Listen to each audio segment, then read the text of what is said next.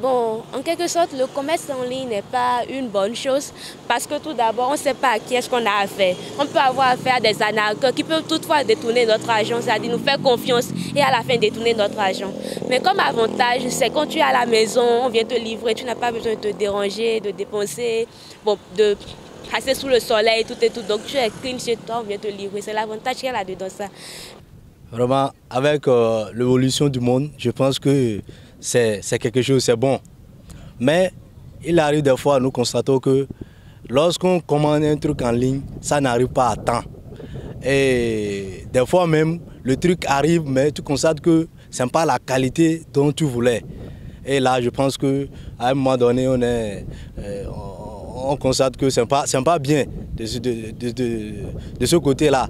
Donc, pour moi, si la commande effectivement commandée en ligne doit revenir à temps et en bonne et due forme comme l'on le veut, là c'est bon.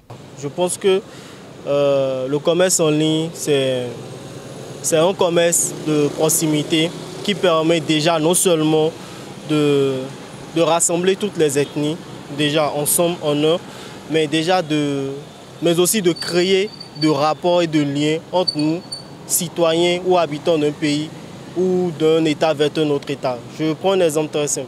J'ai besoin par exemple d'acheter, je ne sais pas, un appareil électrogène par exemple, chez moi ici au Bénin, et que j'ai par exemple, l'appareil est vendu peut-être en France, à Paris. J'ai peut-être quelqu'un, où je ne connais même personne à Paris.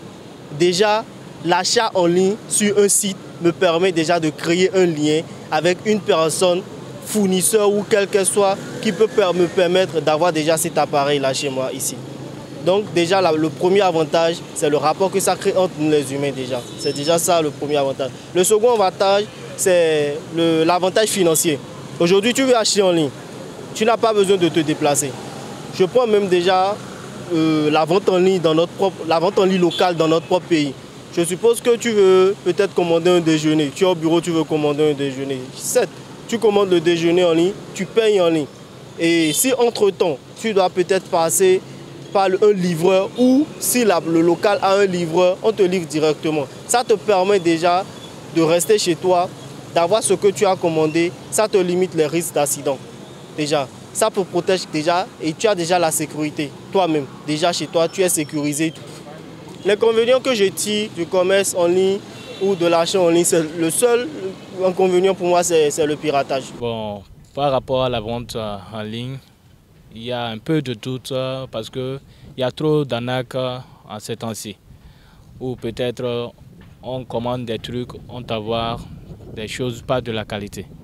Ou soit tu envoies et tu ne retrouves même pas ce que tu as envoyé. La vente en ligne présente certains inconvénients et aussi certains avantages. Bon, pour les avantages, les prix sont un peu moins chers que celui dans les supermarchés et aussi dans les marchés.